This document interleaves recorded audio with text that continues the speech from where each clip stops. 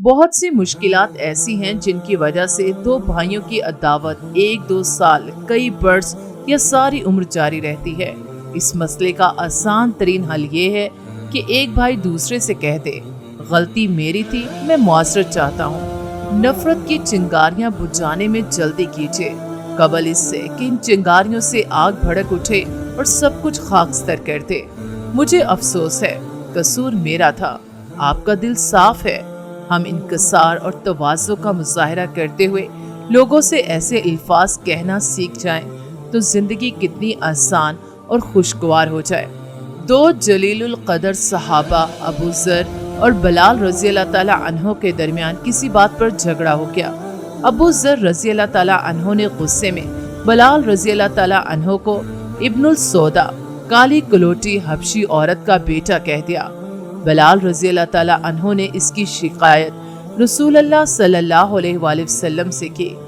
آپ صلی اللہ علیہ وآلہ وسلم نے ابو ذر رضی اللہ تعالیٰ عنہ کو بلایا اور دریافت کیا کہ آپ نے بلال کو گالی دی ہے؟ ابو ذر رضی اللہ تعالیٰ عنہ نے کہا، جی ہاں دی ہے۔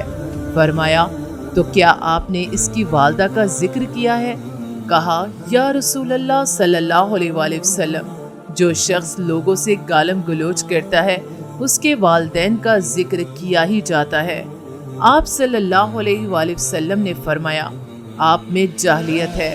ابو ذر رضی اللہ تعالیٰ عنہ کا چہرہ پھیکا پڑ گیا۔ بولے، کیا بڑھاپے کی اس عمر میں بھی؟ آپ صلی اللہ علیہ وآلہ وسلم نے فرمایا، ہاں۔ پھر رسول اللہ صلی اللہ علیہ وآلہ وسلم نے انہیں ماتحتوں سے برتاؤ کا طریقہ سمجھاتے ہوئے فرمایا، جنہیں اللہ نے تمہارے ماتحت کیا ہے وہ تمہارے بھائی ہی ہیں۔ جس کسی کا بھائی اس کا ماتحت ہو وہ اسے اپنا کھانا کھلائے اور اپنا لباس پہنائے، اس کے بس سے باہر کے کام نہ کہے۔ اگر کوئی چارہ نہ ہو تو ایسے کام میں اس کی مدد کرے۔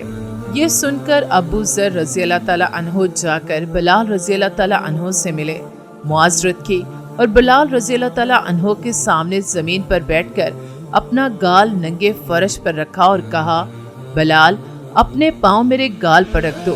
صحابہ کرام کا رسول اللہ صلی اللہ علیہ وآلہ وسلم کی تربیت کے باعث